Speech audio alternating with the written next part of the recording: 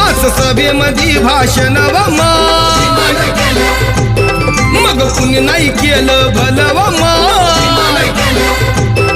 अग दिल्लीचं दालन खुलव